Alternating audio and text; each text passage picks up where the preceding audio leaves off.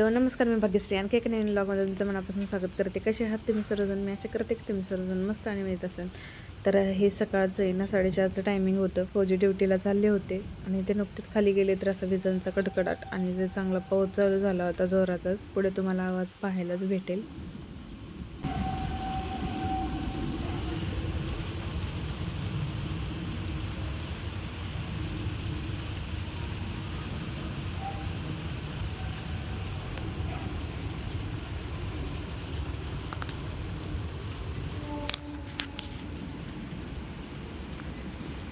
आयुष्य जगत असताना ना सगळ्याच गोष्टी आपल्या म्हणण्याप्रमाणे होत नसतात.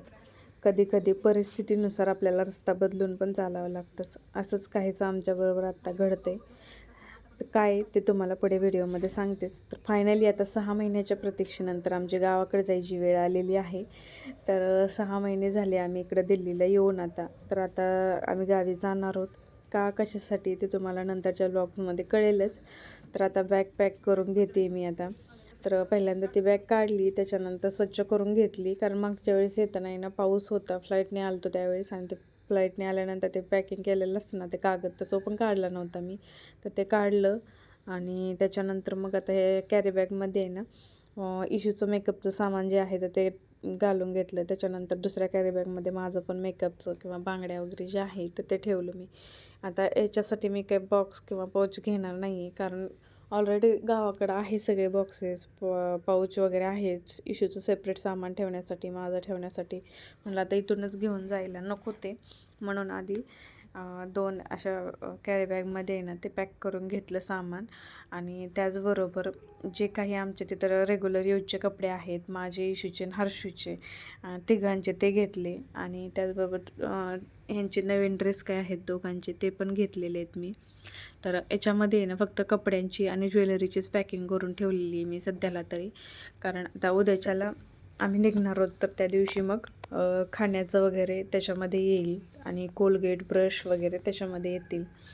तर आता सध्याला तरी आता ज्वेलरी पॅक करून झाली माझी आणि ती एका साईडला ठेवून देते. नंतरच बरोबर आता सगळ्या कपड्यांचे आहे ना आधी घडी घालून घेणार आहे मी आणि नंतर बॅगमध्ये पॅक करणार आहे. तर ही पर्स जी आहे तर ती मी मध्ये घेतली होती, तर त्याच्यामध्ये घालून घेतलं. सदर बाजारला गेल्यानंतर ही पर्स घेतलेली मी. आणि पर्समध्ये मी आता काय काय ठेवते तुम्हाला सांगते. विक्स वेपरअपची एक डबी आहे तर ती पण टाकून घेतली मी त्याच्यामध्ये. त्याचबरोबर सिंदूर, एक स्ट्रोक क्रीम आहे ती, एक लिपस्टिक आहे, 2 लिपस्टिक आहेत त्या टाकून घेतल्या. आणि मग बाकीचं तर जायच्या वेळेस त्याच्यामध्ये टाकेन आता रेग्युलर यूजचं काय असेल ते, टिकली वगैरे. तर मी का तुम्हाला तसं म्हणाले की परिस्थितीनुसार रस्ता बदलावा लागतो ते सांगते. कारण खूप दिवस झाले फौजींनी सुट्टी भरली होती, पण सुट्टी आणखीन काही कन्फर्म झाली नाही फौजींची. आणि आता उद्या जायचं आहे तरी पण आज आणखीन कन्फर्म नाही आहे. आणि भेटेल का नाही ह्याची पण शक्यता कमीच आहे, कारण सेक्शन जे आहे ते आणखीन वाढलेलं आहे 2-3 दिवस. आणि मी काही एकटीने रेल्वेने म्हणजे मुलं घेऊन प्रवास केलेला नव्हता, तर म्हणलं परिस्थितीनुसार आपल्याला बदलावंच लागणार आहे. कशी परिस्थिती आली तरी आता एक फौजी पत्नी आहे त्या नात्याने तरी मला चांगलं जबाबदारीने वागावंच लागेल. म्हणून आता मन घट्ट तर केलेलं आहे मी की एकटीने जाण्यासाठी मुलांना घेऊन. बघू आता पुढं काय होते, जाईपर्यंत सुट्टी कन्फर्म होती की नाही फौजींची. नंतरचे व्लॉग बघायला पण मिस करू नका, तुम्हाला पण समजेलच की काय झालं ते. तर अशा पद्धतीने ना आता माझी पर्स पण पॅक करून झालेली आहे.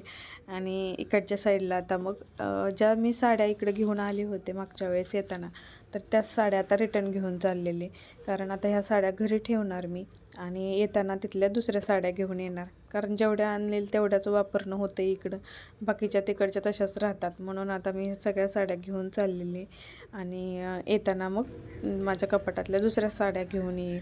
आणि हर्षूचे जे ड्रेस आहेत तर ते पण मी आता तिकडे घेऊन चाललेले ठेवायचे ते.